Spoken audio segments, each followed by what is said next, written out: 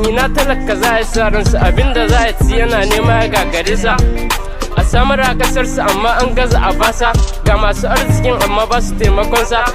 taimakonsa sai dai in ya rasa ransa ga masu ilimi an gaza a ba su aiki ga samari suna zaman banza an gaza taimakonsu an gaza ba su aikin da za su dogara da kansu tallaka kullum ya cikin kasar mu farin ciki shugabanninmu sun gaza bamu masu arzikin mu ba su taimakon mu masu mulkin mu ko ba su tausayin mu